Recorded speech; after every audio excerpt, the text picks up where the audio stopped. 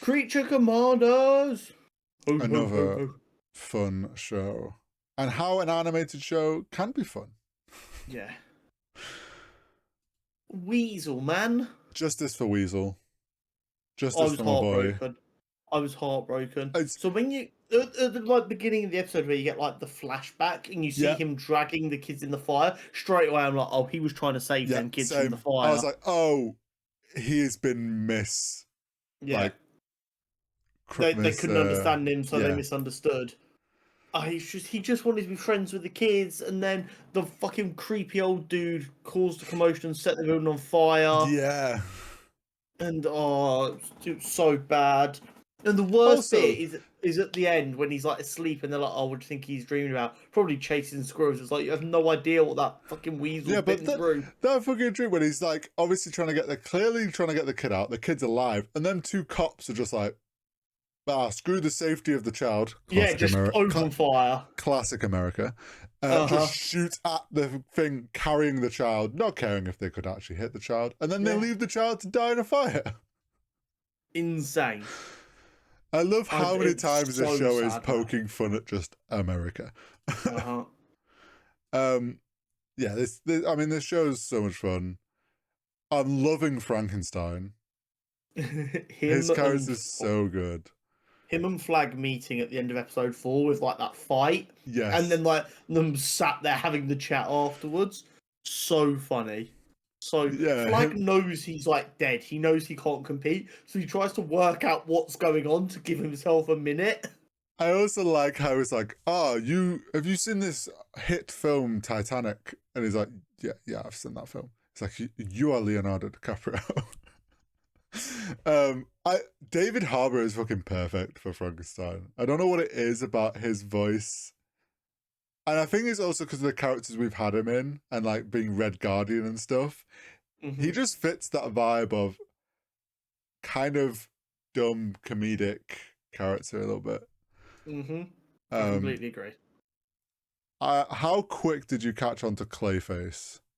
What, being the professor? Yeah, the professor being Clayface. The second the professor came in during episode 5 and went lesbians at the top of her voice about Themyscira, I was like, right, so that's not the professor, that's probably Clayface. Okay, so I wasn't like at that first bit I was like, this is weird, but are we just seeing a very and then it was like, no, this is getting more weird. It's like they were stood there watching her and stuff, and I was like, yeah, something is very off here. And obviously as soon as you get in the house, you're like, oh, this is Clayface for sure. The way they did the animation for Clayface's shapeshift was really cool. Very, very. It had like a good amount of body horror to it. Yeah. And that's the thing that anytime I've seen Clayface done in a project, they either really overdo the body horror or really underdo it. This was a really nice where you're like, oh, but it's not so gross. You're like, oh no, I can't watch that. It was a really good level of going, oh my god, that's terrifying, but also I want to watch it. Do we think Flag is dead? Or do we just think that Frankenstein's too dumb to realise he's not dead? I think it is more a case of that. I guess, though, that the big question after these couple of episodes is, do we think the princess is evil? No, she's not. So this is the idea. So in episode 4, Cersei shows Waller a thing, and then the professor comes in and goes, she's incapable of lying. That was Clayface. Yeah. So are we presuming that was planned if she ever got caught or something then? Okay. Yes, that's exactly what it was. It was just a case of, oh, we're going to try and free her so that she can go kill the princess and claim this land as her own again. I still think there's some... Not like that the vision is 100% true. There was... Just the way she reacted when she got caught. It's like, maybe she believes... Maybe that vision... like she has had that vision and she believes it, but maybe that vision's being planted in her by someone. Could be. There are lots of very powerful mind fuckers Mm. in the DC canon. I am curious to see where this is going. The big one for me in episode 5 was the post fight with the bride, Frankenstein like being nursed back to health. Oh yeah, with the gypsy woman. Yeah. And So then murdering the gypsy woman. it was insane because we sat there and then Jenna, and then like he starts beating the shit, and Jenna just goes, "Oh my god!" I'm like, "Yeah, that. Why? What? There's no need to do this to the lady." Yeah, but he doesn't have. It makes sense because in my head I'm like, oh, I know why he's done that, because he doesn't want the bride thinking he has another woman in his life. He's only for the bride. I liked though the fact that it was a blind gypsy woman, so then it obviously like she wouldn't know that he was this horrible creature. Mm-hmm. But yeah, that whole little backstory was cool. When the Creature Commandos are back and they're fighting the princess's guards, Dr. Phosphorus taking on the tank, and he just like flips the bird like through their faces as he cuts it in half. I was like, that's so fucking cool. Yeah, a lot of people are weird about that scene. They're like, oh, such an immature cartoon. I'm like, this cartoon has combated the notion of someone getting found guilty for a crime because they couldn't speak. Yeah. And someone getting found guilty of doing what they were programmed to do by the government. Yeah. What do you mean it's juvenile? Yes, it's a little bit juvenile. Yeah, it's juvenile humor. But who gives a fuck? That doesn't make it bad. Let's be real. This is probably aimed at teenagers. Yes. Exactly that. It's an animated show for comics. And it's a bit like too much for obviously like youngsters because there's sex and swearing. So it's like, oh, this is quite clearly aimed at teenagers. So yeah, of course, like they're gonna be like, funny. He flipped them off and burnt their faces. Like, yeah. But I mean, it's so much fun. The combat in that was really good. The bride continues to kick ass in every action sequence she's in, and I fucking love it. I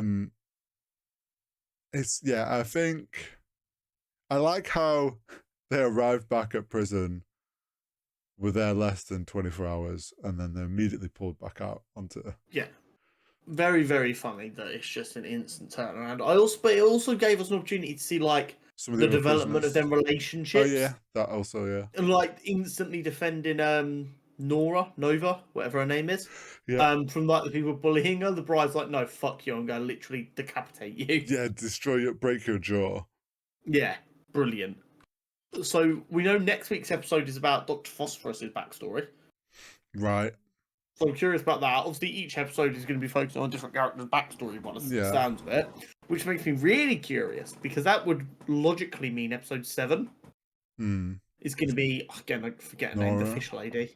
Is it Nora? I think so. I feel really bad. In all fairness, she's not had the most screen time. Nina.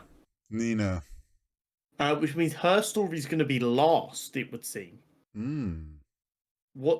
How tragic is that story going to be if it's being saved for last? This is where, like, she's obviously being portrayed as not really the aggressive one or fighting.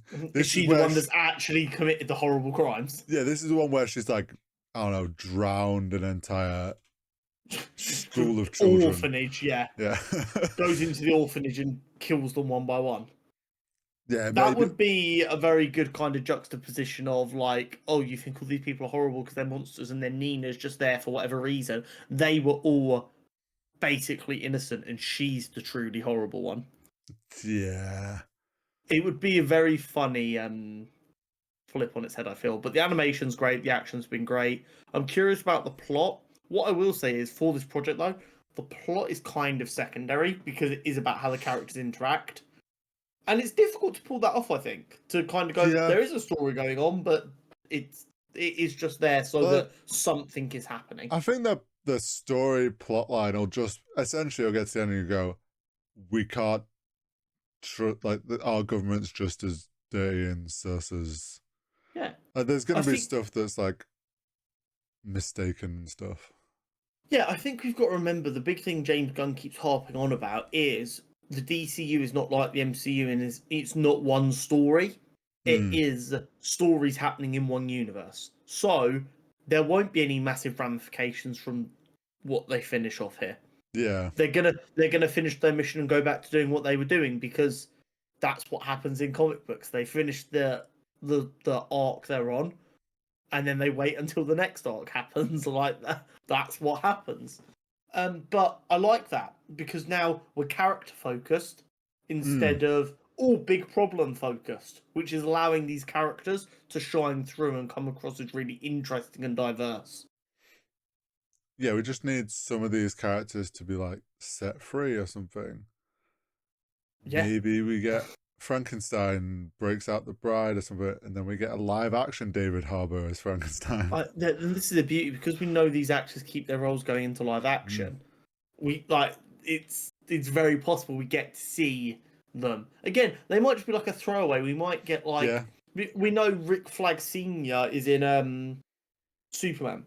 For all yeah, we know, we'll see a scene of him walking through the fucking Task Force X projects, and we'll see one of them sat in a prison cell in the background, yeah. That's a good and it point. will just make the universe feel a little bit more alive or so. It's just I like it, and I didn't realize how much I was going to enjoy a show being written around the characters and the story being secondary and it Mm. being and it working. Because yeah, the story's there, it's happening, but it is like reading a comic. When I'm reading a comic, I'm not like, oh, what are they going to do to solve that problem? I'm enjoying the interactions between the characters and how we're Yeah, moving through the story. especially if this like if you were reading this as like it's a Creature Commandos comic and these are all new, you're gonna be like, oh, who are these new characters we're being introduced to? You're gonna care more Yeah, about these new creatures and heroes and whatnot. yeah, Like it also sets them up for very easily like season 2 they can have some of the same characters that are still in prison get used again, and then oh look, there's some new ones and we get some new fun backstories to learn about them. Like exactly. having it in this format is really just good going forward for them to do this multiple times, sort of thing. Although my complaints about it not being easily available to the majority of the world are still valid, Yeah. this is a really good stepping on point for the DCU, and I think they've shown their intent well. Yes. I mean, And I can't wait for the next couple of episodes. I think there's only 7 episodes, isn't there? yes, I think so. Which is a really odd number, by the way. I know we've complained about the length of TV shows before. 6, 8, 10, It's 12 are at least like common. hey, at least that means there's purpose for it being this length. It does mean they've actually thought about it a little bit. You're not Which wrong. is probably a case of like, okay, there's this many characters, so each of them get a backstory episode. We also need an episode at the beginning to set up, and we need this many at the end to wrap up. There's our set of episodes. Yeah. Very, very So funny. But I'm looking forward to it, and hopefully it ends up continuing to be this good to yeah, the end.